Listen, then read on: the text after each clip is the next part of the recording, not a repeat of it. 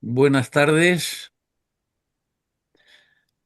Nos reunimos en la Academia de Ciencias, Ingeniería y Humanidades de Lanzarote, en el aula extraordinaria que llamamos Aula Canaria, la sesión novena, con la intención de ir escribiendo capítulos progresivamente del nuevo libro ya concebido como Canarias 2026. En él, como en el editado en el año 2025, pues entendemos que debemos ofrecer a la población canaria, pues desde las distintas visiones de los académicos de esta academia generalista, que abarca en principio todos los campos posibles, pues algunos elementos de actualización histórica, otros de suma actualidad en cualquiera de los ámbitos de la ciencia y de las humanidades, con objeto de que podamos presentar, como logramos el curso anterior, que en el mes de diciembre esté el libro Canarias 2026, vista por académicos de la Academia de Ciencia, Ingeniería y Humanidades de Lanzarote. En esta ocasión, como puede apreciarse en pantalla, pues tenemos también a tres de nuestros académicos que van a hablarnos de los capítulos que han propuesto o se les ha propuesto que trabajen, ¿no? El primero de ellos va a ser la presencia de Amigos de la Cultura Científica en Lanzarote, 1994-2004, el Centro Científico Cultural Blas Cabrera, que va a desarrollar el profesor Francisco González Redondo. Él es doctor en matemáticas y doctor en filosofía de la ciencia y profesor titular de Historia de la Ciencia en la Universidad Complutense de Madrid y es académico numerario de la Academia de Ciencia, Ingeniería y Humanidades de Lanzarote. Pues bien, cuando quieras, profesor González Redondo, somos todo oídos. Muy buenas tardes. Yo no he sido cargo directivo en Amigos de la Cultura Científica, pero he vivido esta historia muy de cerca, así que me ha parecido extraordinario empezar por la protohistoria. Antes de que existieran Amigos de la Cultura Científica, el profesor González de Posada crea la primera unidad de cultura científica de todas las universidades españolas, adscritas a su cátedra de Fundamentos Físicos, y lo llama, con ese nombre revolucionario para esa época, Aula de Cultura Científica. En el año 79, en el año 80, organiza muchos ciclos y entre ellos decide que Blas Cabrera está muy bien en las Islas Canarias, pero está mucho mejor si viene a la península, así que invita a don Nicolás Cabrera, su hijo, a que hable sobre su padre. Había hablado en el 78 en Canarias, pero en la península no estaba tan claro que se atreviese a hablar. Y le invita a que hable en ese noviembre del año 1980. Yo, estudiante de bachillerato en esa época, empezaba a ser testigo de este mundo que mi padre y maestro estaba trayendo, ¿no? También trae a Francisco Giral, la máxima autoridad en esos momentos en el exilio, que acabará escribiendo un libro sobre esos temas. 3 años de existencia de aula de cultura científica que permitieron crear las bases para ya sí que una asociación cultural de nombre tan revolucionaria como esta, Amigos de la Cultura Científica, naciera en 1983. Y para completar la tarea, pues se le encarga a Nicolás que lo que ha contado oralmente lo transforme en una monografía, quizá la primera biografía de su padre, publicado en la península con ese título. Blas Cabrera, resumen de su actividad científica. En realidad, como el ciclo de conferencias que os he puesto era uno de los muchos, pues salieron todos los colaboradores de Blas Cabrera, tanto físicos como químicos, en esa colección. Pero claro, esto era antes de que se aprobase la LRU. Y yo no sé si inspirados por el profesor González de Posada o porque se les había ocurrido a ellos, cuando se aprueba la LRU, deciden que las funciones de la universidad al servicio de la sociedad tenían que ser las que ese aula de cultura científica, luego Amigos de la Cultura Científica, llevaba 4 años haciendo. Sí, crear ciencia, enseñar, pero sobre todo apoyar el desarrollo cultural de las comunidades, de las provincias, de la ciudadanía en general, es decir, extender la cultura universitaria por la sociedad. Bueno, claro, esto ya está muy bien, ya está en la ley, con lo cual quedaba como, pues eso, oficializado lo que el aula estaba haciendo y Amigos de la Cultura Científica heredando. Pero claro, las actividades pueden ser muchas y si la sede está en Cantabria, pues hacerle un monumento y organizar congresos a Leonardo Torres Quevedo pues será bastante inspirador. no hacía falta quedarse en Cantabria. Y desde Málaga, que ya queda más cerca de las Islas Canarias, pues organiza el profesor González de Posada un homenaje a la cultura científica española con Blas Cabrera, con Enrique Moles y con Javier Zubiri. Unas dos exposiciones. La primera exposición yo creo que se hace a científicos españoles, la segunda va a ser la de Enrique Moles y la del filósofo de la ciencia Zubiri la tercera. Pero claro, personajes cuya trayectoria hay que conmemorar, aprovechando pues centenarios de nacimiento, cincuentenarios de fallecimiento, pues eran varios. En concreto, el primer doctorando de Blas Cabrera, Julio Palacios, en el año 91, pues hicimos varias exposiciones que fueron itinerando pues, por Cantabria, Huesca, Zaragoza, hasta Lisboa. Llegaron, ¿no? Pero claro, el profesor González de Posada pasó por Tenerife y decidió 1994, el año que viene toca conmemorar el cincuentenario del fallecimiento de Blas Cabrera en el exilio. Y no puede ser que esto pase desapercibido. Un español, cuando cree que algo tiene que hacerse y no lo ve claro, grita, aguántame el cubata. Así que se puso manos a la obra para que, con la colaboración de la profesora Dominga Trujillo, ese cincuentenario no pasase desapercibido en España en general y en las Islas Canarias en particular. Convenció al Cabildo Insular de Lanzarote de ese momento y ya sacó un primer libro, Blas Cabrera, físico español, lanzaroteño ilustre, en una colección que dirigía yo desde 1993.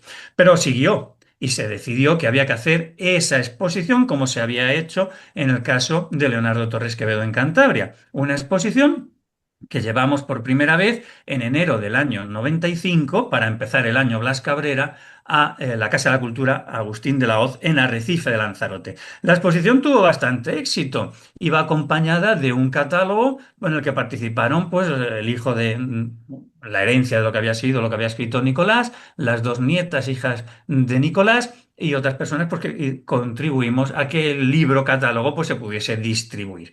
El éxito fue importante y sobre todo era el prólogo para que el 20 de mayo de ese año se pudiese inaugurar la estatua de Blas Cabrera como se había inaugurado en 1985 la de Torres Quevedo junto a su casa natal. Las nietas ahí las veis más jovencitas y hoy lo que vemos es esa estatua con la UNED al fondo en Arrecife para conmemorar ese cincuentenario. Pero era solo el punto de partida de una colección de actividades, porque esa exposición, inicialmente solo para Arrecife, pues se convirtió en itinerante. Y conseguimos llevarla, pues ni más ni menos que al Castillo de la Luz, en Las Palmas de Gran Canaria. Y de Las Palmas de Gran Canaria, ni más ni menos que al Museo de la Ciencia y el Cosmos, en La Laguna. Y además, pues se completó. En el verano de ese año 95, el profesor González de Posada viaja a México para que esa conmemoración del cincuentenario pues tenga representación española en la UNAM, en México. Y allí pues comparte con Giral y con algunos antiguos discípulos de Blas Cabrera, lo que podían quedar pues los recuerdos de Blas con presencia española. Pero no para ahí, porque en esta colección que dirigía yo se publica Blas Cabrera ante Einstein y la relatividad, el prólogo a una colección de publicaciones que van a ser ya, eso sí, una explosión de actividades, porque esa exposición que había ido generando vuelve en el otoño a Lanzarote y se va a convertir en el punto de partida del Centro Científico Cultural Blas Cabrera, en la Casa de los Armas Arroyo, como exposición permanente. Blas Cabrera ya tenía estatua, Blas Cabrera ya tiene museo, Blas Cabrera podía empezar a difundirse su obra, su vida y su obra desde este centro, desde el 4 de noviembre del 95. ¿Y qué mejor cosa para difundir su obra que organizar un congreso? Blas Cabrera, su vida, su tiempo y su obra que si se había inaugurado el centro, como habéis visto, el día 4, al día siguiente empieza su itinerario. 3 jornadas en Lanzarote, de nuevo en Las Palmas de Gran Canaria, un congreso itinerante, todo el congreso cogiendo aviones o cogiendo barcos de isla en isla para llevar la figura de Blas Cabrera por las 3 grandes islas, Arrecife, Las Palmas y La Laguna en Tenerife. Bien, pero ya tenemos Centro Científico Cultural Blas Cabrera, hay una sede fija, hay una exposición y lo que hay que hacer es difundirla. La familia viene, vienen nietas, la nieta que vive en Colombia, las nietas que viven en Madrid, viene su hijo, el hijo de Nicolás, Blasito Cabrera, que se suele decir cariñosamente, es decir, pasa la familia y empieza a pasar algo distinto. Instituciones peninsulares entienden que, o familias peninsulares que pueden ir acrecentando los fondos de este centro científico-cultural con sus legados. El legado de Julio Palacios, llegará a la biblioteca de Blas Cabrera, etcétera. Durante estos años se disfrutó de lo que era el despacho personal de Julio Palacios, allí puesto con su traje académico, con óleos, con diplomas, con sus libros en las estanterías, etcétera. Es decir, parecía hecho todo lo que se cedía desde la península para ese espacio tan extraordinario que era la Casa de los Armas Arroyo en Arrecife. Pero claro, Blas Cabrera era física, pero Blas Cabrera era padre de toda la física y la química, y su mano derecha a partir de la estancia en Zúrich en 1912 va a ser desde la química Enrique Moles. Pues si la exposición sobre Julio Palacios con su legado la llevamos en noviembre del año 96, para principios del 97 ya estaba también allí la presencia de Enrique Moles. Pero además con una novedad. Ahora ya no estábamos hablando de exposiciones temporales, sino el Centro Científico Cultural Blas Cabrera se convertía ni más ni menos que en el Museo de la Física y la Química Españolas. Estaba Blas, estaba Julio Palacios y estaba también Enrique Moles, le acompañaría después Luis Bru y otros legados. Y empezaba otra de las grandes obras pues concebidas por el profesor González de Posada, dirigidas por él. Las obras completas comentadas de Blas Cabrera. Tres series. La serie azul, con lo que se considerarían sus libros. El volumen uno con presencia en la edición de doña Dominga Trujillo también. El número 2 pues ya me tocó a mí, y así fueron sucediéndose hasta 14 volúmenes de estos libros o recopilaciones de artículos con enjundia suficiente como para ser considerados los libros que escribió Blas Cabrera en vida. 14 volúmenes en color azul. ¿Por qué en color azul? Pues porque la bandera de Canarias tiene tres colores. Entonces estaba concebido como ese bueno, no arcoíris, esa trilogía. Iban a estar los artículos científicos publicados en revistas, recopilados, escaneados y digitalizados, facsímiles en otra de las series, y los manuscritos que se podían digitalizar también y poner a disposición de la ciudadanía en otra de las series. Bueno, dio tiempo hasta el año 2004, cuando se cierra el Centro Científico Cultural Blas Cabrera, a sacar los 14 volúmenes azules, los de las obras completas de Blas Cabrera, con naturaleza de libros, todos ellos con un ensayo introductorio para pues, que una autoridad o dos pues, publicasen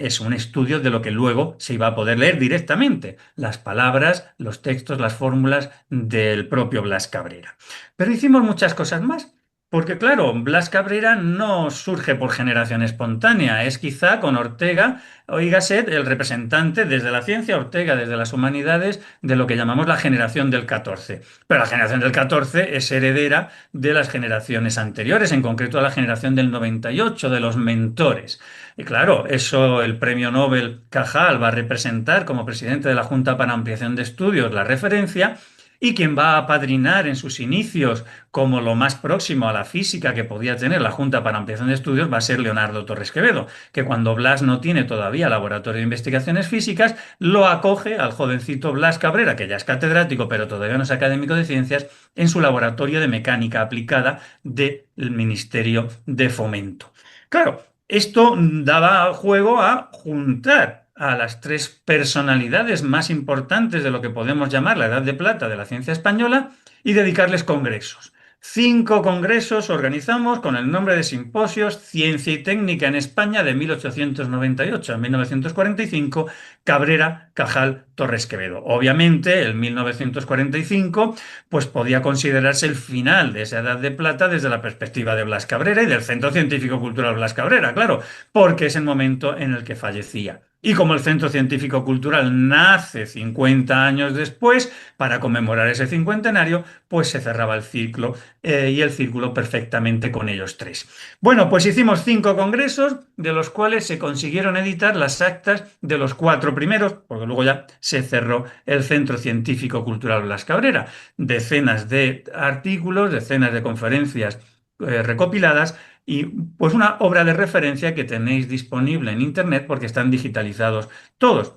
De modo que, pues os recomiendo bucear para recopilarlos. Pero quizá la tarea más singular, la que más pues permeó en la sociedad, no solo de las islas, sino también en la península, pues fueron los cursos universitarios. Se concibieron desde el año 1996 con aulas que se recibían el nombre pues, de figuras canarias especialmente significativas en los distintos campos. Bueno, pues quizá, claro, Agustín de Betancourt en el aula de ingeniería parecía razonable, nacido en el puerto de la Cruz, en la isla de Tenerife, padre de la Escuela de Caminos, del Cuerpo de Ingenieros de Caminos, pues bueno, ilustrado, etcétera, ¿no?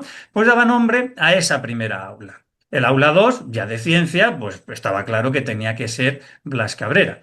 No podía hacerse en unos cursos de verano sin que hubiese arte y arquitectura, y ese nombre tenía que estar pues bajo el paraguas de César Manrique.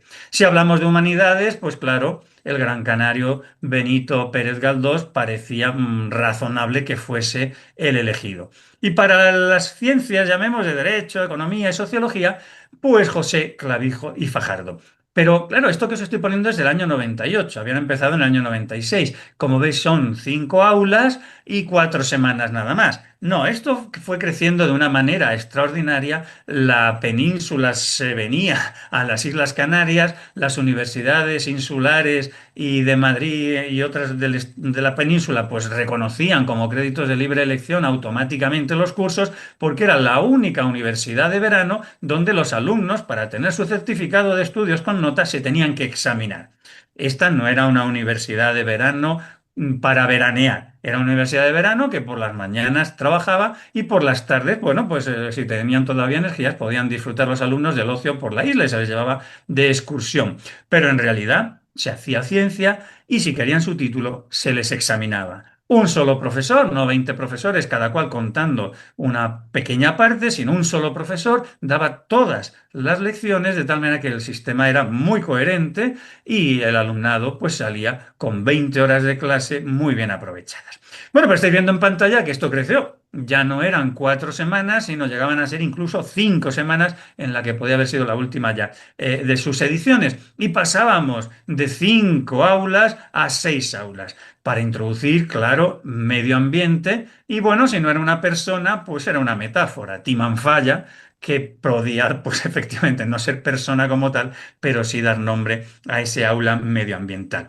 Cuando digo lo de descansar, no lo digo en broma, es que no se dejaba descansar al personal. Si terminaban y comían por las tardes para ir al encuentro de la sociedad, todos, al acabar las excursiones que se organizaban, llegaban a tiempo para asistir a conferencias de, pues eso, de encuentro con la ciudadanía.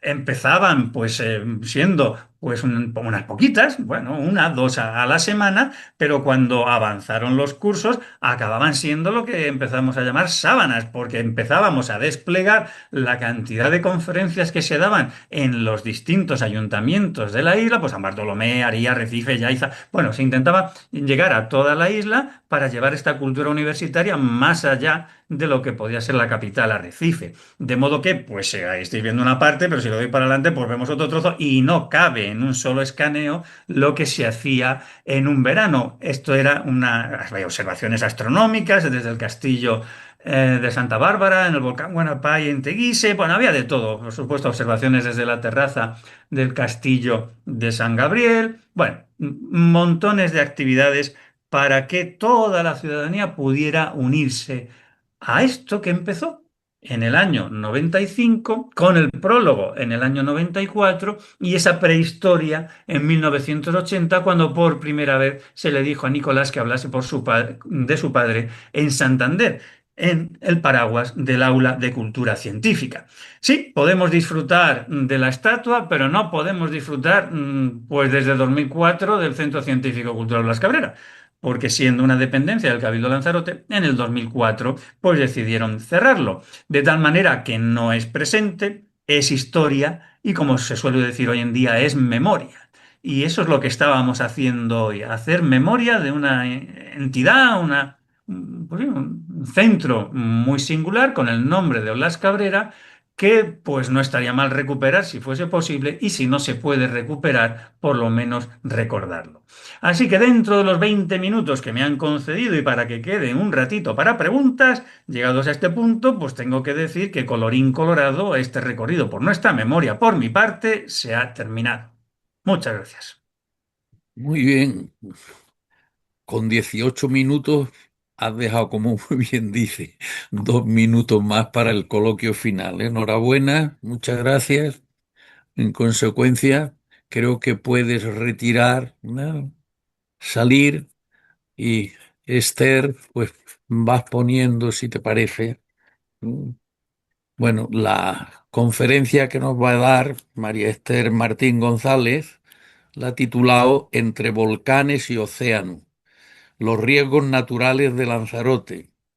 Ella es doctora en biología y es conservadora de geología y paleontología del Museo de Ciencias Naturales de Tenerife y es académica numeraria de la Academia de Ciencias, Ingeniería y Humanidades de Lanzarote. Como ya lo tienes puesto, María Esther, puedes darle a presentación a eso. Pues tienes la palabra.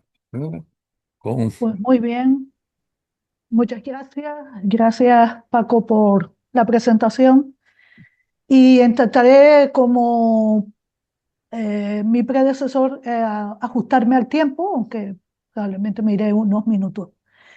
Cambio totalmente de tercio, no hablo de historia de la ciencia, de ese gran legado que nos han dejado muchos científicos en Lanzarote y que, bueno, que gracias a estas conferencias, pues podemos, como bien dice Paco, si no permanecer, sí recordar.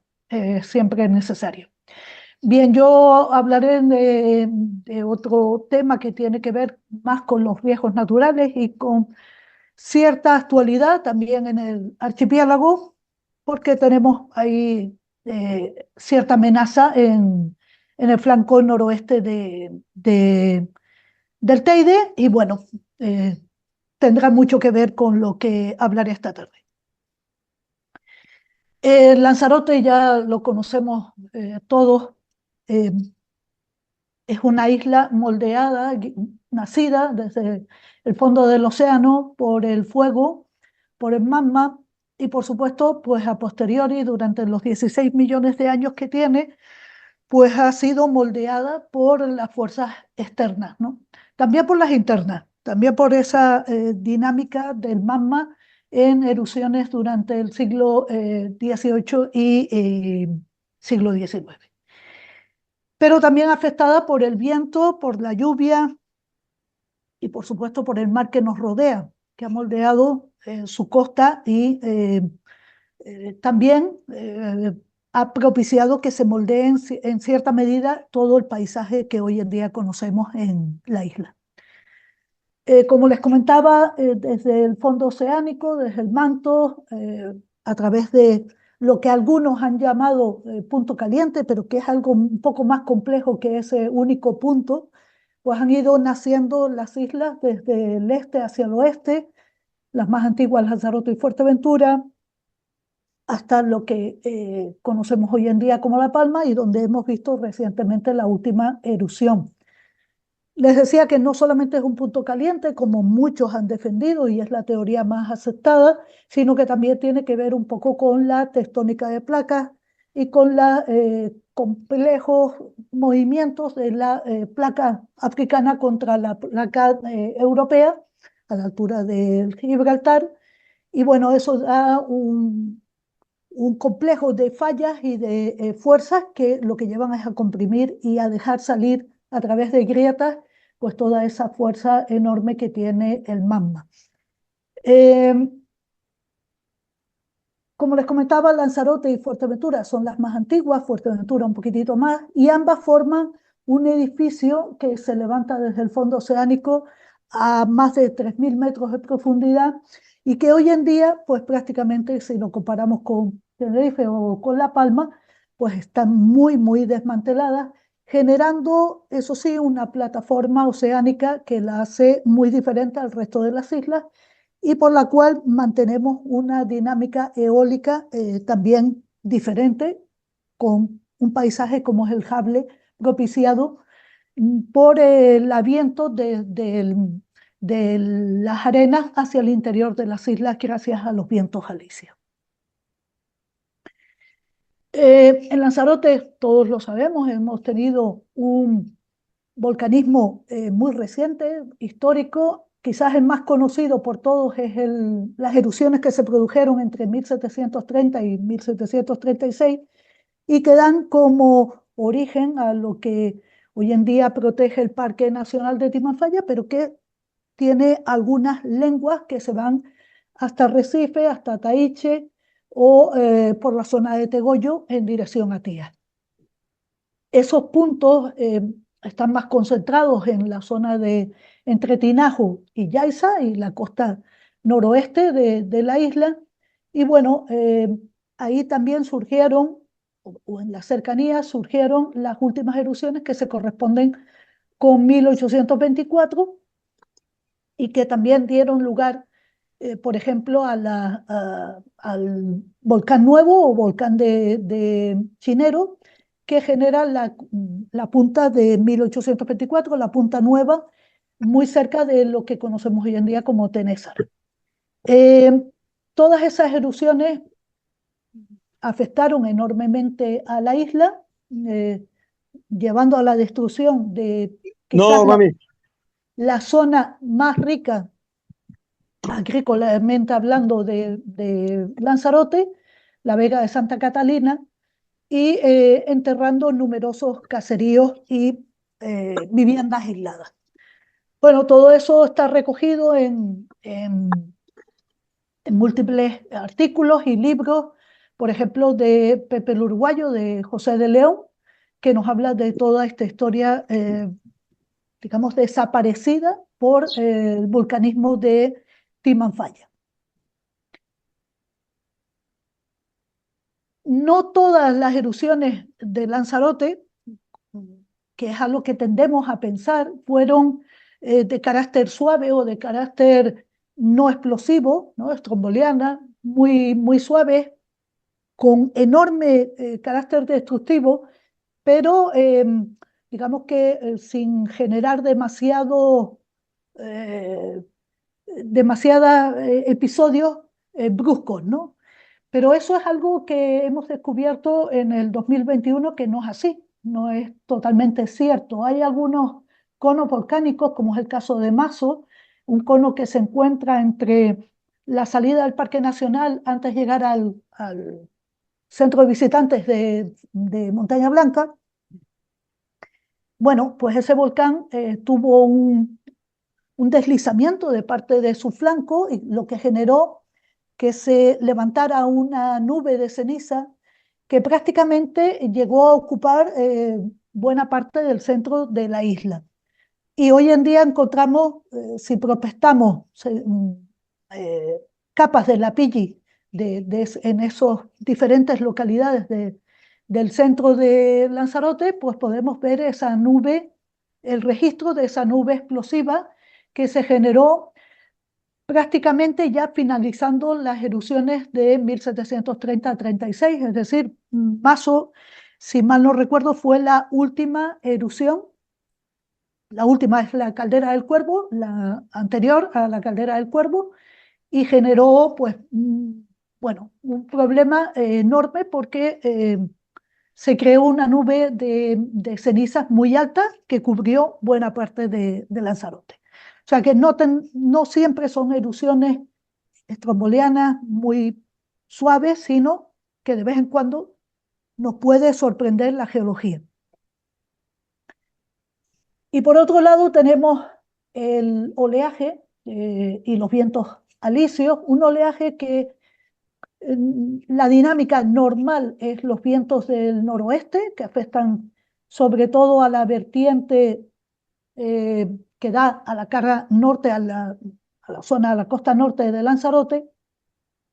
Y en ciertas ocasiones tenemos los temporales del sureste que crean un oleaje bastante potente y sobre todo también episodios que suelen venir asociados también con calimas y con intensas lluvias, lo cual, bueno, pues cuando entran estos temporales que los conejeros solemos llamar tiempo palmero, pues, o tiempo de Fuerteventura, también le decimos, ¿no?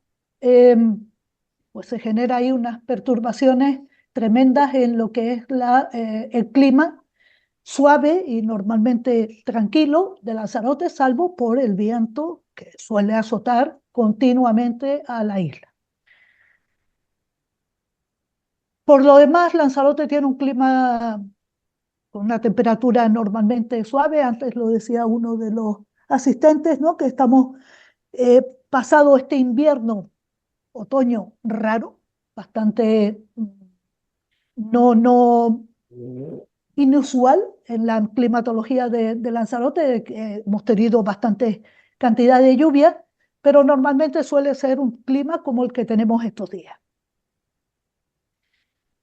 Bien, yo les venía a hablar de lo que es riesgo, o qué entendemos por riesgo natural. Eh, Hay un peligro, que puede ser ese peligro asociado al vulcanismo, como les he hablado hasta ahora, asociados a fuertes oleajes o a temporales de lluvia de cierta intensidad.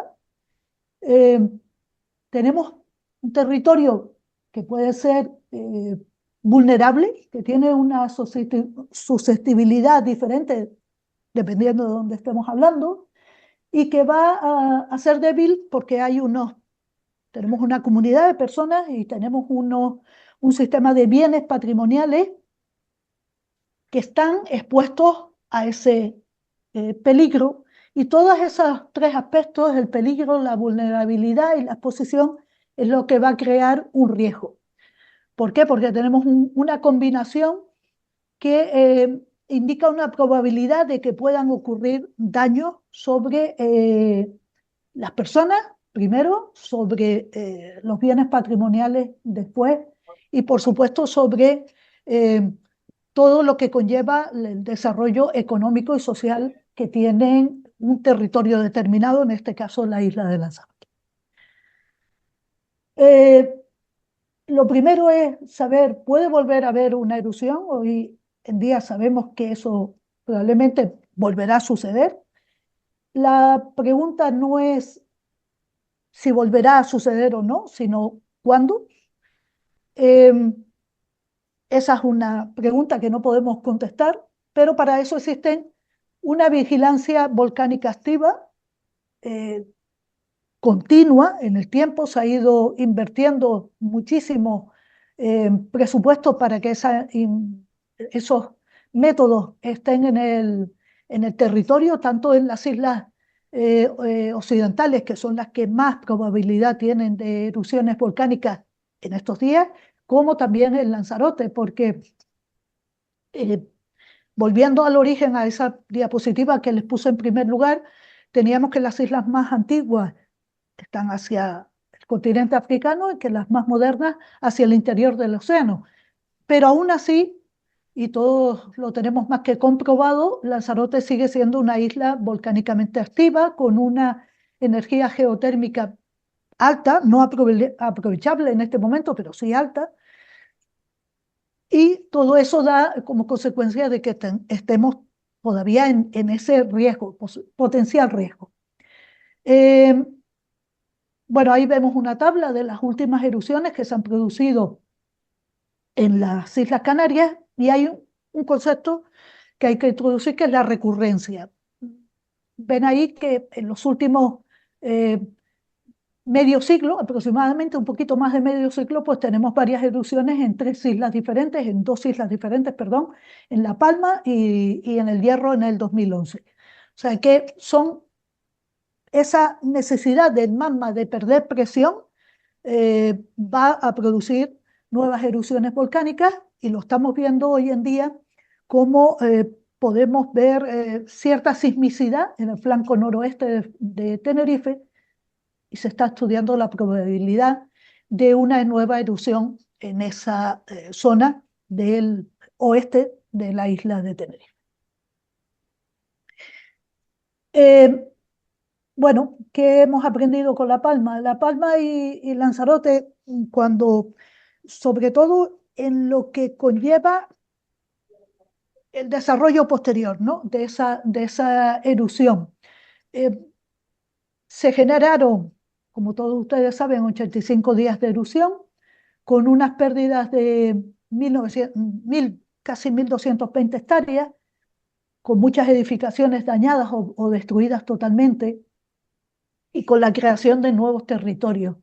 Y si lo miramos o lo comparamos con Lanzarote, pues vemos que son dos episodios muy similares, que sin embargo, desde el punto de vista del aprovechamiento a posteriori, no es lo mismo. En Lanzarote hemos sabido generar una economía a partir de un desastre, como fueron las erupciones de 1930 a 36, de 1824, y lamentablemente esa idea no la han tenido o no la quieren tener pues los gobiernos, el gobierno local, el gobierno insular de La Palma y también, por qué no decirlo, el gobierno regional de Canarias, y se está destruyendo un enorme patrimonio, ¿no? A base de la construcción de carreteras y de infraestructuras nuevas e incluso la construcción de nuevas viviendas sobre lavas que aún no están frías, que aún no se han enfriado y que van a generar, si cabe, mayores problemas estructurales y riesgo para continuar con el riesgo en la población. Y el océano también es un agente de riesgo en el caso de las islas. Tenemos, estos últimos meses lo hemos visto, una incidencia fuerte de oleaje y cómo ha afectado sobre todo los paseos marítimos y también al interior, ¿no? A las infraestructuras más cercanas a esos paseos, a esas playas. Tenemos una mayor incidencia de la erosión en los acantilados. Y en todas aquellas zonas donde tengamos costas bajas, y eso lo vemos en la mayoría de los sitios de Lanzarote es muy llana, pues vemos cómo el mar está volviendo a ocupar aquel territorio que perdió, está subiendo el nivel del mar y cada vez incide mucho más el oleaje y los episodios estos de fuerte dinámica costera en las zonas, en los pueblos más cercanos a la costa. Pero también tenemos algunos episodios que son más, bueno, han sido mucho más esporádicos en el tiempo y menos mal, pero Lanzarote se ha visto afectada en más de una ocasión por tsunamis generados en fuentes lejanas, sobre todo en zonas activamente de tectónica activa, como puede ser al sur del Cabo de San Vicente, que también pueden coincidir con otros tsunamis, como el de 1755. Sabemos que el tsunami más conocido como tsunami de Lisboa. Ese tsunami afectó a Lanzarote, arrasó las salinas de Bajo el Risco, en Famara, prácticamente a poquito de ponerse en uso, y después de eso, pues no, ya no volvieron a estar activas, pero también en los últimos años, si mal no recuerdo, en el 2024, publicamos un artículo en el que sabemos otro lugar que fue bastante afectado y fue el litoral del Parque Nacional de Timafalla, y donde hemos encontrado una acumulación de bloques de diferentes tamaños y diferentes diámetros que llegaban hasta 170 metros hacia el interior, quedando sobre las coladas de Timanfaya, y que también se vieron esos bloques en las coladas de 1824. Como los tenemos entre ambas coladas, sabemos o creemos que pueden ser debidos a este tsunami de 1755. Y también hay algunas dataciones que tenemos en La Graciosa y que probablemente llegó a afectar a la costa sur de la isla, más concretamente a la zona que está enfrente del Risco de Famara, porque ahí la profundidad es muy poca y sube la incidencia de la ola creada por ese tsunami. Menos mal que, como les digo, estos son episodios muy distanciados en el tiempo, al contrario que lo que sucede con las erupciones volcánicas. Y por último, hablarles también de las inundaciones y las lluvias torrenciales, porque lo hemos visto en estos meses, cómo nos ha afectado en mayor o menor incidencia, también depende de qué zona de la isla, pero yo creo que todos lo hemos vivido, si no en directo, sí a través de la televisión, cómo afecta sobre todo a la capital, a la isla, a Arrecife, a la ciudad de Arrecife, porque es una zona que casi está por debajo del nivel del mar. Y ahí, pues cualquiera de los barrancos y de las lluvias que traen, que bajan desde un poquitito más arriba, van a acumularse ahí y van a generar unos problemas tremendos en las infraestructuras, también en la costa de Costa Teguise o lo hemos visto este año también en Playa Blanca. Son pocos episodios, pero últimamente cada vez más. Y esto se debe a que el cambio climático está generando unos procesos de ascenso del nivel del mar, una mayor erosión costera y van a haber muchísimos más eventos extremos, y a todo ello se suma que nuestro litoral y nuestra isla pues cada vez está más habitada. Tenemos una cantidad de infraestructuras desmedida, y todo eso aumenta la vulnerabilidad y por lo tanto el riesgo a vernos sometidos a estas incidencias generadas sobre todo por el cambio climático. Bueno, Lanzarote es una isla viva y tenemos que aprender a vivir en esta isla, a convivir con ella, a convivir con un posible vulcanismo en el futuro. Ya sabemos cómo podemos afrontarlo, a un océano que la sigue transformando y que cada vez nos va a incidir más por ese ascenso del oleaje y por la disminución de las playas que hoy en día conocemos.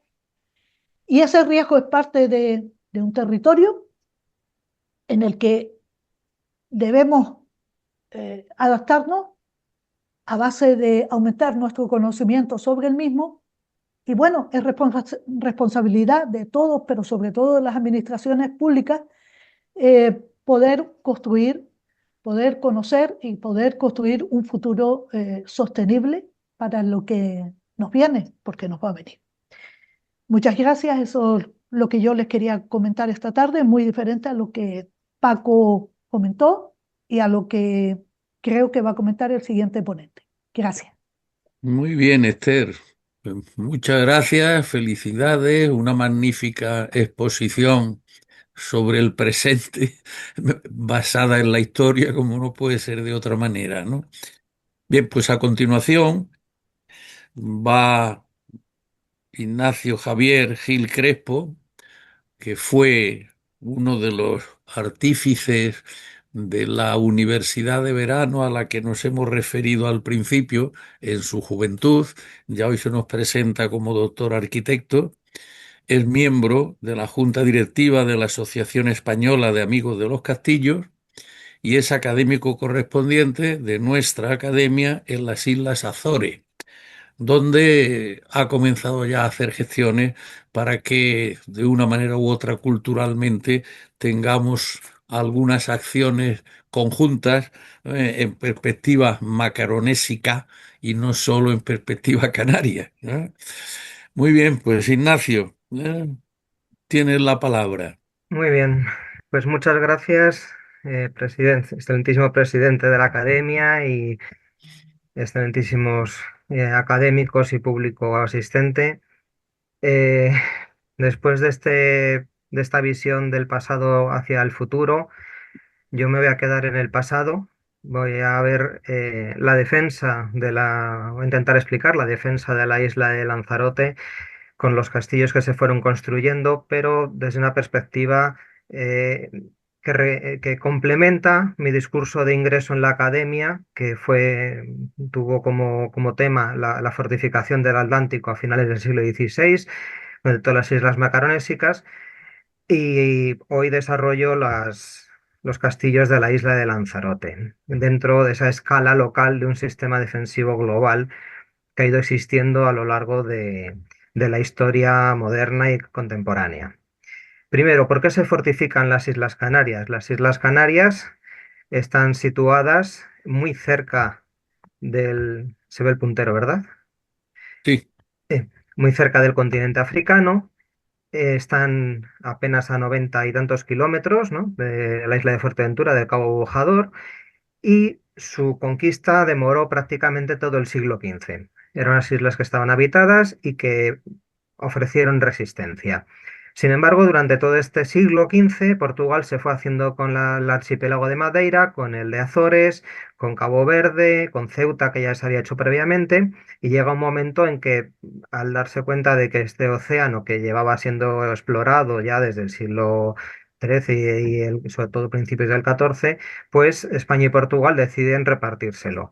Y en el Tratado de Alcásobas, entre Isabel la Católica y Alfonso V de Portugal, pues dividen lo que queda para Portugal, que son las islas de Madeira, de Porto Santo y la Desierta, las Islas Azores, el archipiélago de Flores, que está más, hoy pertenece a las Azores, pero en aquel momento pues se pensó que podía haber incluso más islas después de Flores, solo estaba Corvo, no había ninguna más. Y también la costa de África, y quedando solamente para los, Castilla, las islas de Canarias. Dice, y otras islas de Canarias ganadas he por ganar, las cuales fican para los reinos de Castilla. Eso de ganadas o por ganar es muy importante porque uno de los primeros motivos jurídicos por los cuales el continente americano pasó a ser español o castellano fue porque se considera la isla canaria de Barlovento. Después ya se dieron cuenta que era una isla demasiado grande y se hizo el tratado de Tordesillas que todos conocemos. Estas islas macaronésicas están desde el principio en las rutas que se empiezan a formar en el Océano Atlántico. Por ejemplo, Gonzalo Fernández de Oviedo nos dice que los barcos que salen del Guadalquivir van hacia las islas de Canaria y desde allí, después de cambiar el agua, tomar agua fresca, coger comida, carenar, etcétera, es desde ahí donde van ya hacia el Caribe.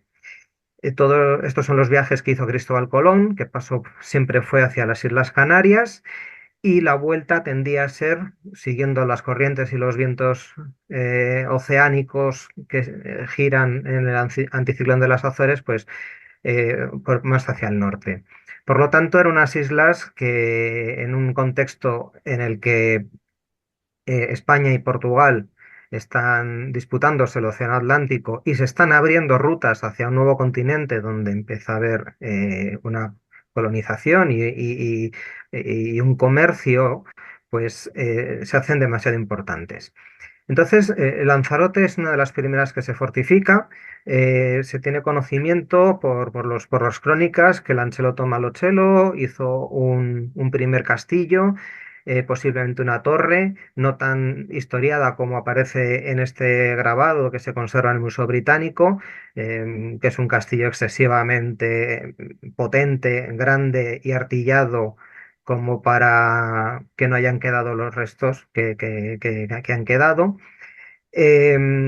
Más adelante es los conquistadores normandos, Jan de Bethencourt y Gadifer de la Salle, quienes construyen ya el que sí que sería la primera fundación, la primera ciudad, San Marcial de Rubicón, donde la arqueología sí que ha podido encontrar algunos restos de la llamada torre de Bethencourt, que bueno, eran unos pequeños restos para una mínima defensa y que, como dice la crónica, pues que pudiesen defenderse prácticamente con ballestas desde la azotea.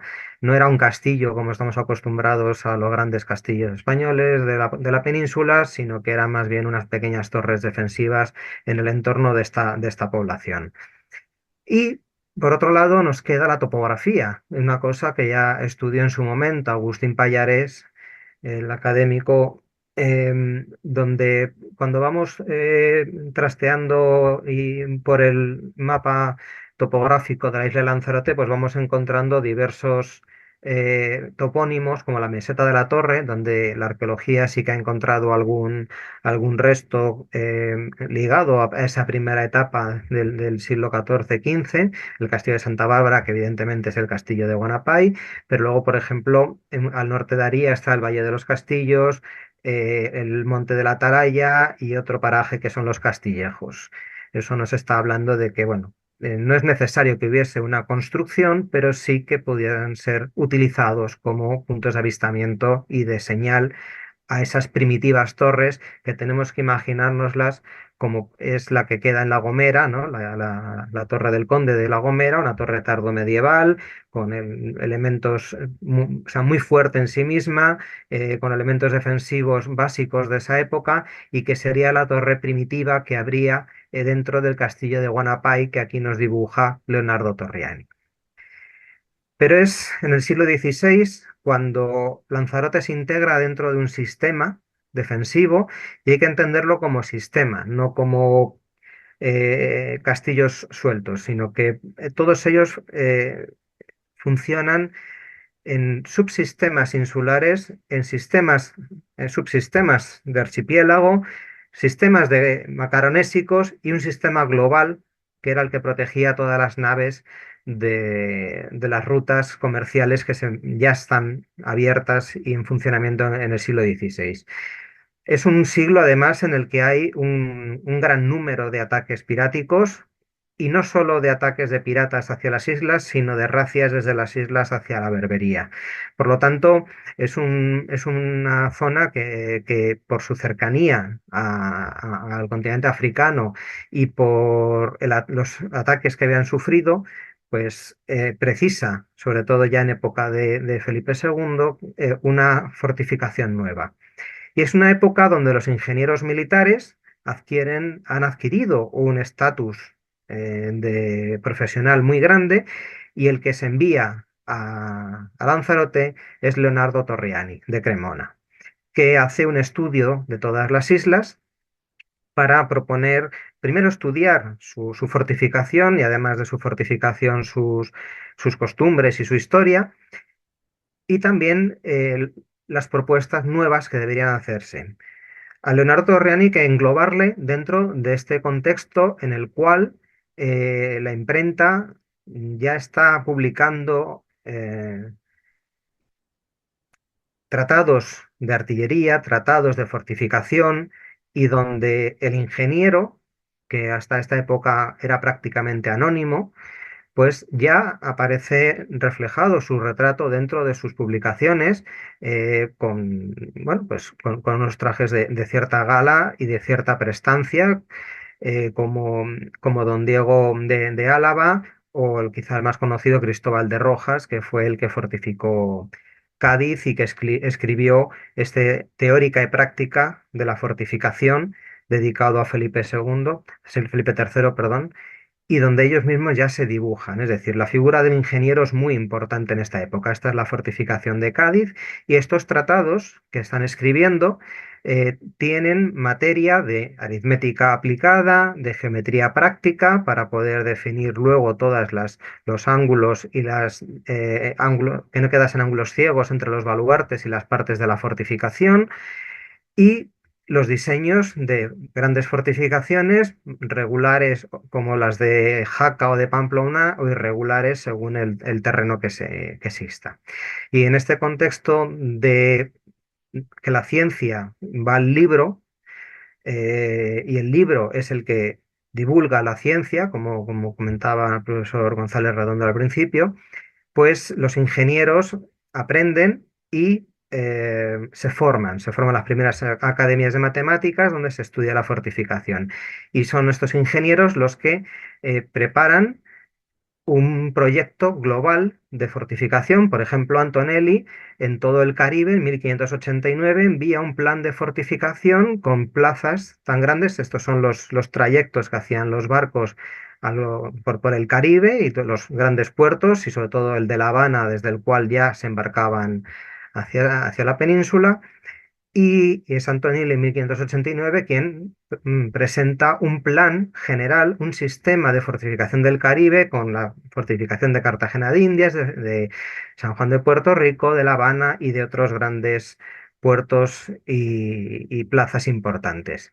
Así pues, se comprende que en este momento, hacia 1590, una figura muy importante como Leonardo Torriani, un ingeniero italiano, como tantos otros que trabajaban para la corona española, pues es enviado a Canarias para estudiar su fortificación y evitar esos ataques piráticos que hacían tanto mal a la corona. Y Torriani nos deja un tratado, no es un tratado, es una descripción de las Islas Canarias, que es una maravilla porque hace unas perspectivas de las islas, por ejemplo, aquí la ciudad de La Palma, donde nos dibuja las ciudades, pero también donde explica la fortificación que hay y cómo mejorarla. Por ejemplo, la fortificación del puerto de la isleta de Gran Canaria, como él proponía sobre estos cubelos. eh, Enfrentados en diagonal, preparar unos baluartes duplicados en la punta, algo que se construye, por ejemplo, en Figueira da Foz, donde desemboca el Mondego en Portugal, que lo hace Antón Coll, otro ingeniero importante que trabaja en las Islas Azores, o en Cascais, en la ciudadela de Cascais, que también se construye hacia 1590, desde esta época, ¿no? Este tipo de baluartes con la punta recortada. Hace proyectos de fortificación en el interior, por ejemplo en Betancuria, donde presenta una fortificación simple cuadrangular con 4 baluartes en la parte superior. En la ciudad de La Palma, con murallas urbanas, con sus detalles de cómo deberían ser sus baluartes, sus ángulos, incluso el detalle de las casamatas para que entren más cañones y queden más protegidos por el orejón. Por ejemplo, también en Tenerife, con una nueva fortificación, aquí dice nueva fortificación da farsi, o sea, nueva fortificación que se debería hacer, una fortificación de planta irregular para adaptarse al terreno, y cómo no, las de Lanzarote, que es a que estamos hoy. Entonces, en Lanzarote, en el siglo XVI, ya existía la torre del castillo de Guanapay, y es ahí donde Leonardo Torriani propone su refortificación, porque se da cuenta que es un castillo bueno, que solo sirve para que se meta la gente dentro y vea cómo los ataques piráticos arrasaban Teguise. Es un castillo que está como a 900 metros de la población, y en esta época el alcance efectivo de un cañón pues, era unos 200-300 metros, con lo cual el castillo no protegía a Teguise, sino a la población. Se decía que podían entrar hasta 500 personas, que yo creo que estaban demasiado apretados. Entonces, sobre esa torre primitiva, Torriani propone una fortificación con nuevos cubelos y nuevos pequeños baluartes que se hacen de diferente manera a la que él propone. La gran virtud de este castillo es su visibilidad, tanto hacia el sur con el puerto del Arrecife aquí abajo, como hacia el norte con todo el archipiélago Chinijo, algo que el propio Torriani dibuja, ¿no? Aquí vemos este dibujo con todo el Jable, el archipiélago Chinijo, Teguise, y aquí arriba el castillo de Guanapay. Lo que él propone es incrementar su potencia defensiva cercana a través de una serie de troneras que podían ser hasta dobles, y que son las que luego, aunque con algunas variantes, se han construido en este castillo. El otro castillo del siglo XVI es el de Arrecife, el de San Gabriel, que está sobre un islote de los muchos que protegían este puerto. Y aquí vemos el detalle del castillo también, de planta cuadrangular con baluartes en las esquinas, con las indicaciones que Leonardo Torriani hace, además protegido por una pequeña muralla que protegía todo el islote. Pero este castillo no es el que hoy vemos. Este castillo, con estos baluartes, existe, pero la planta actual del castillo no tiene los flancos de los baluartes, sino que tiene unas cortinas, eh, bueno, afacetadas, casi circulares, y esto es una reforma que se hace en el siglo XVIII. Esta imagen que tenemos hoy en día, estamos viendo un encamisado del castillo posterior, pero el castillo original está dentro, y se puede ver perfectamente el muro de la cortina con el cordón que marca la altura donde empezaban ya las troneras, la, el- el flanco del baluarte con unas cañoneras que protegían esos flancos. Y este otro muro es ese encamisado que se hace exteriormente en el siglo XVIII. Es decir, que está el castillo dentro del XVIII, pues como una matriosca, ¿no? Hay otro momento fortificador en la isla, que es el siglo XVIII, cuando además hay una serie de reformas en el ejército, la llegada de los Borbones profesionaliza el ejército, los ingenieros y sus clasificaciones, las academias de matemáticas proliferan y bueno, se actualiza la fortificación de la isla de Lanzarote. Con el castillo de San José, que es una batería de frente hacia el mar curvo, de planta oval o elíptica, y frente de tierra recto, con un puente levadizo, y una plataforma superior con unas cañoneras bueno, que batían a barbeta. Este castillo es un tipo de fortificación que se repite mucho en el siglo XVIII y bueno, fue conocido como el Castillo del Hambre porque dio de comer a mucha gente después de las erupciones de Timanfaya y de la pobreza que había en la isla, pues los contratos que se hicieron para poder para los constructores, pues hizo que se le denominase así Castillo del Hambre. Es un castillo bastante interesante, conserva las letrinas, conserva las garitas en las esquinas, la espadaña, una cosa muy importante que es el aviso, o sea, los castillos no solamente estaban para dar cañonazos, sino para avisar a la población, tanto el de Arrecife como este de San José, como el de las Coloradas, presentan espadañas y campanas, algo que también los cronistas nos comentan de cómo se llamaban entre ellos. Tiene detalles arquitectónicos muy interesantes como la estereotomía en la piedra basáltica de las garitas en las esquinas o la placa con la corona real para recordarnos que este castillo pues está ordenado ya por la corona. Tiene además detalles como las letrinas que he comentado antes, donde son dobles para poder tener una amena charla mientras se hacen actividades fisiológicas y donde, además de hacer esas actividades, puedes vigilar a través de estas tres pequeñas troneras. Además, también el rastrillo y las cadenas del puente levadizo. En esta época también se levanta en el sur de la isla. El sur de la isla tenemos que recordar que está lleno de calas y de lugares de desembarco.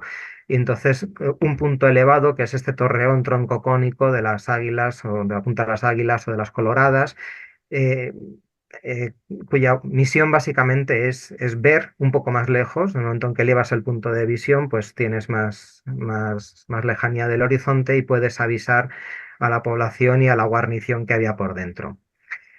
Del quinto y penúltimo momento de fortificación es el siglo XIX. El siglo XIX español, además de ser un caos absoluto, es apasionante a nivel histórico. Y es un momento en el cual la artillería ha ido evolucionando grandemente. En el siglo XVI el tiro efectivo de un cañón podían ser 200-300 metros, eso es un tiro que hace puntería, ¿no? Tiro máximo podía llegar a 1000 metros o 1000 y pico metros. En el siglo XVIII mejora la forja y la capacidad de tiro y llega hasta casi el kilómetro. Pero en 1859 se desarrolla la artillería de ánima rayada, la mejora también la combustión de la pólvora y los proyectiles, en vez de ser esféricos, son obuses ya con la forma apuntada, con unas ranura que lo que hacía era afinar la puntería hasta los 2 o 3 kilómetros, llegando hasta los 6 kilómetros. Y ya a finales del siglo XIX, con los grandes cañones Krupp y Ordóñez, se podía llegar hasta los 9 kilómetros.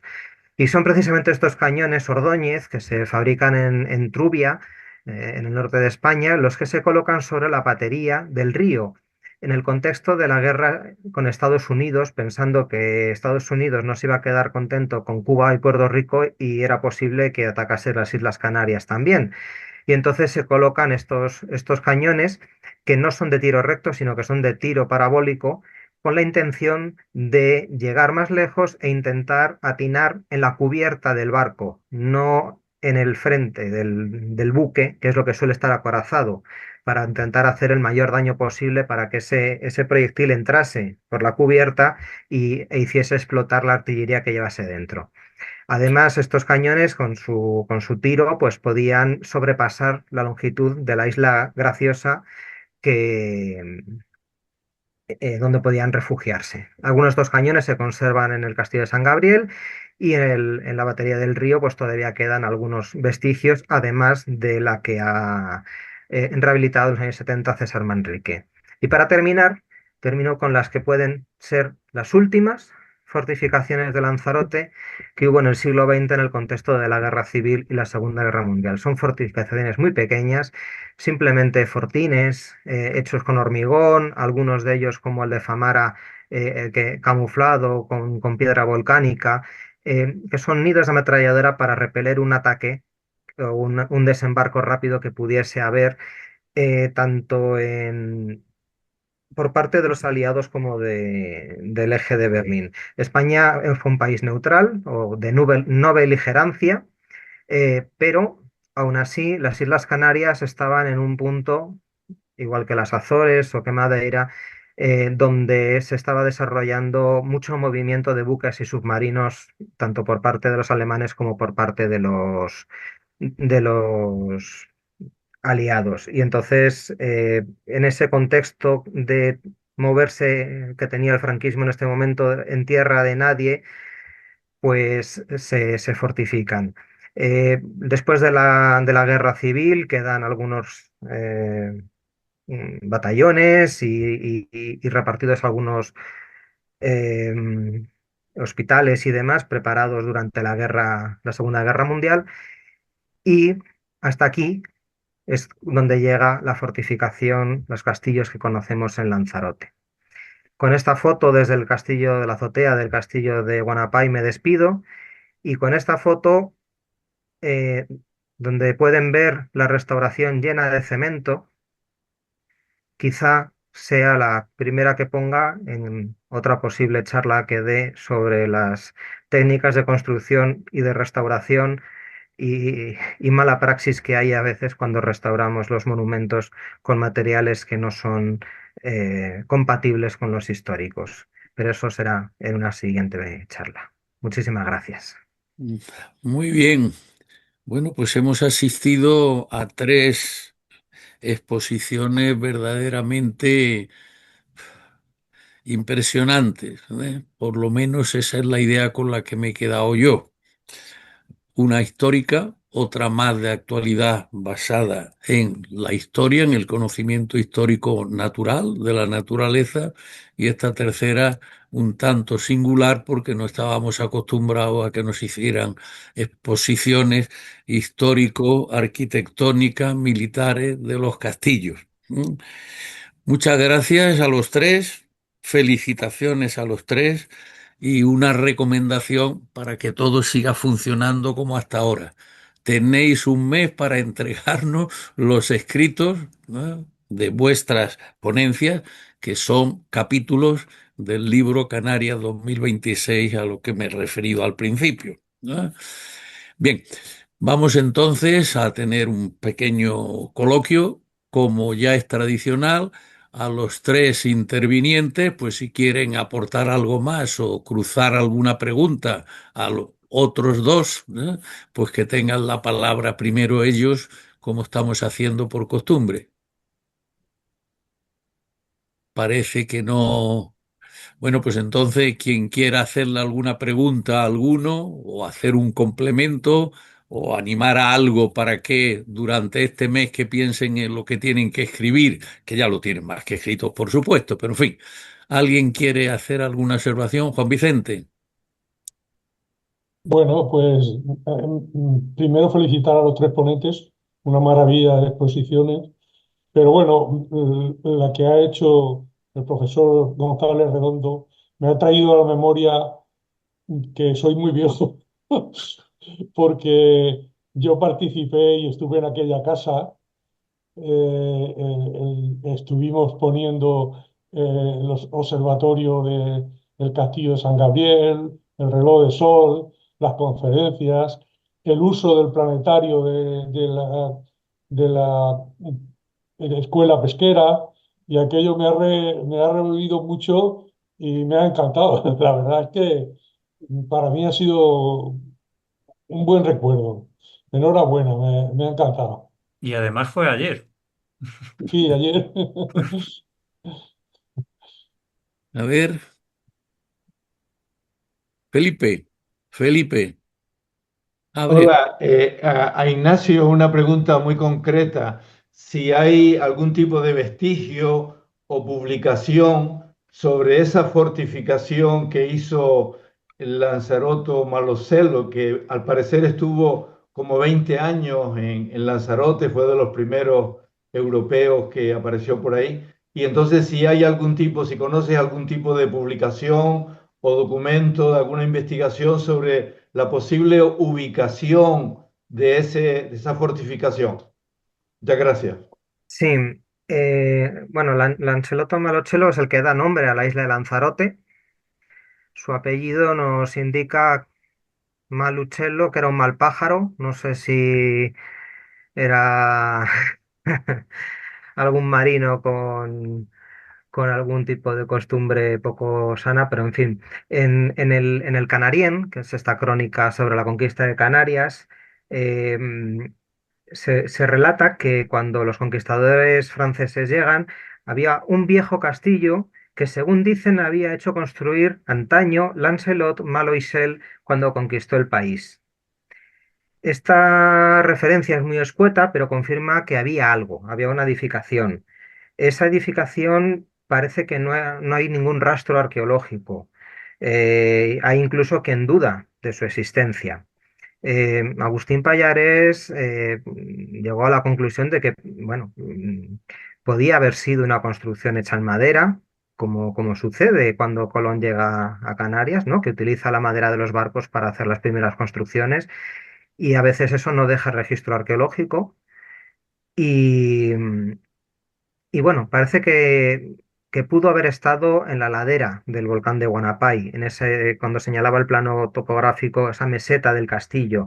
Ahí sí que se han encontrado, creo que fue en el año 2003, estoy aquí consultando, hubo unas excavaciones arqueológicas que llevaron Criado Hernández y Atoche Peña, donde parece que sí que había un pequeño asentamiento fortificado temprano en el contexto ese del siglo XIV. Entonces, puede que sea esa zona o puede que sea alguna de las que la toponimia nos da, pero coincide más o menos con lo que Agustín Pallares en su momento pensaba.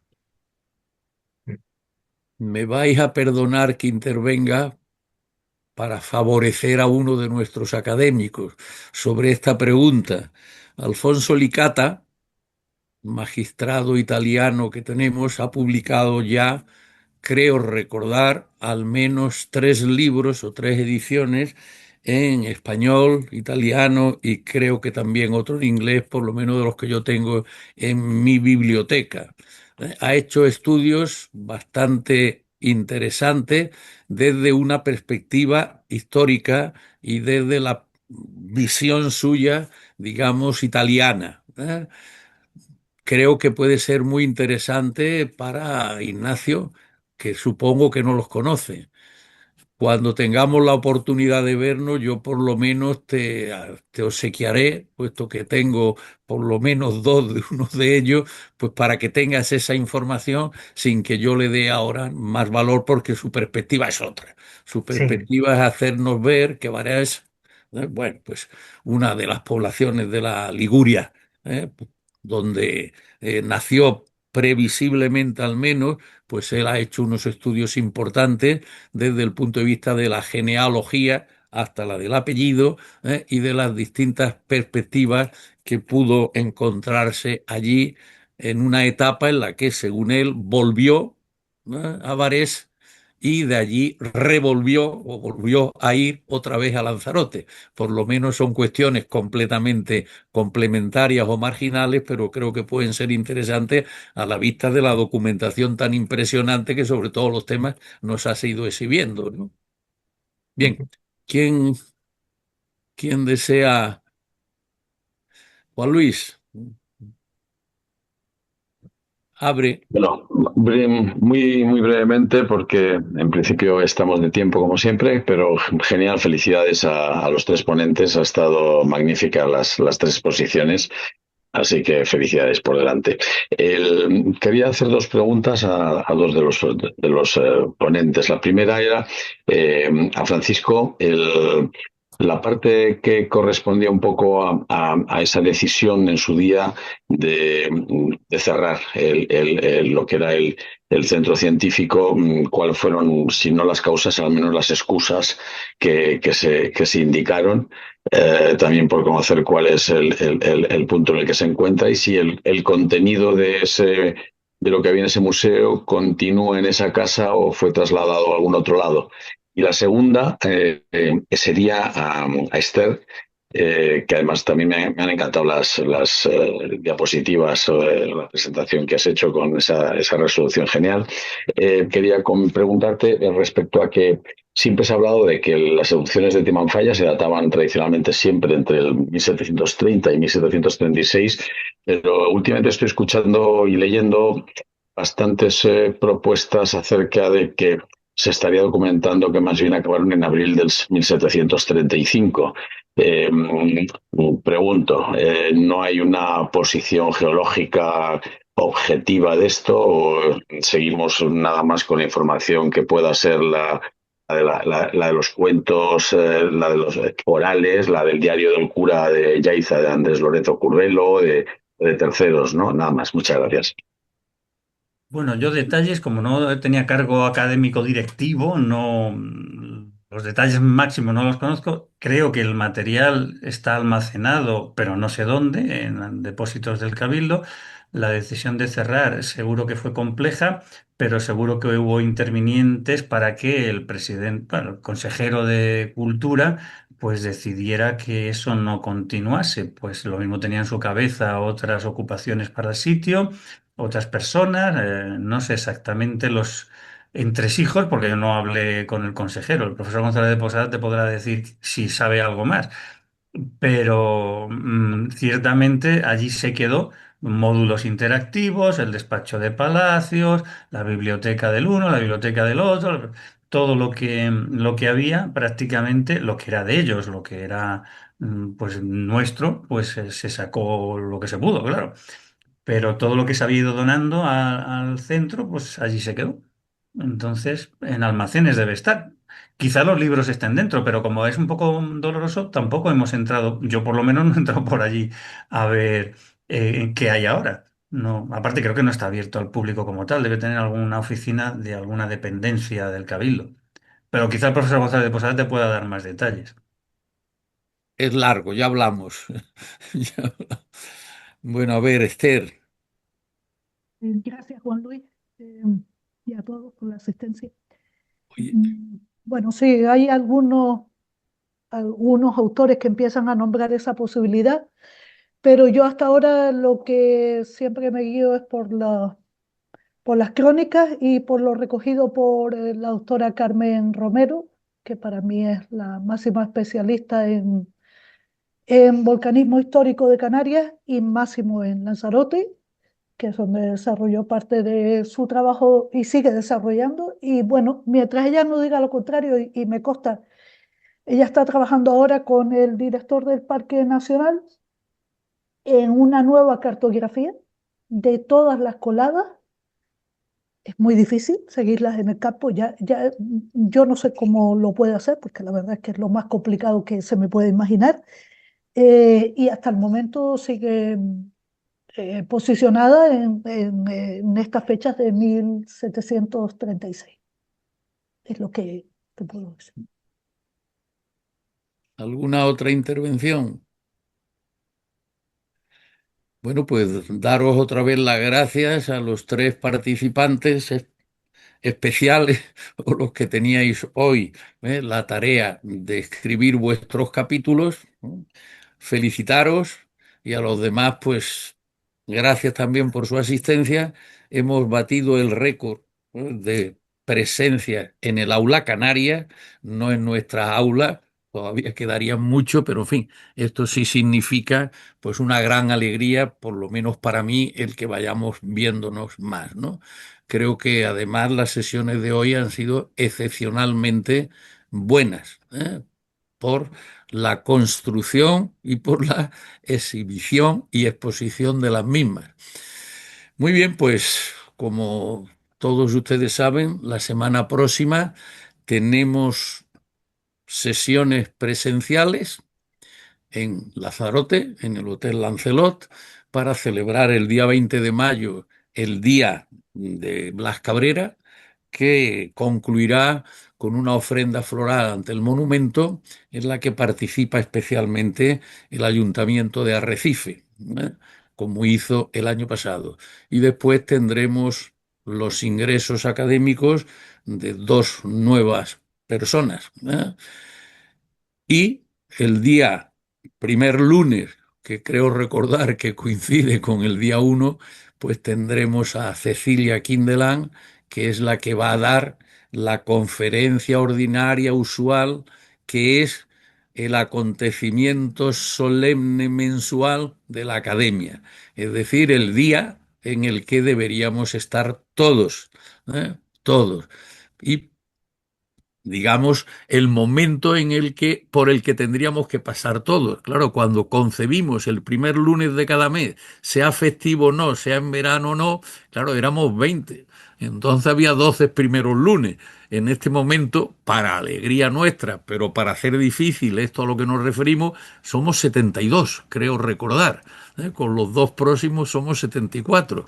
Es decir, la academia está teniendo pues, una inmersión y una presión de personas interesadas en formar parte de ella que ciertamente pues nos enorgullece, nos da felicidad, pero hace que tengamos que ir por lo menos duplicando para que ese compromiso de que todos tengamos una conferencia ordinaria al año, pues claro, 72 en 12 meses, por más que pongamos los veranos, el Día de Reyes, como nos ha caído este año, etcétera, no es posible, ¿no? Pero en fin, que el día primero, el primer lunes del mes próximo, nos va a hablar Cecilia Kindelan de la situación de la universidad y la cultura en los Emiratos Árabes, donde están actualmente ella y José Ramón, pues digamos, haciendo su vida cultural, universitaria y demás, ¿no? Así que muchísimas gracias y nos vemos entonces el primer lunes del próximo mes y en los siguientes primeros lunes, aunque vayan siendo verano también, ¿eh? Muy bien, pues muchísimas gracias, ¿eh? Y hasta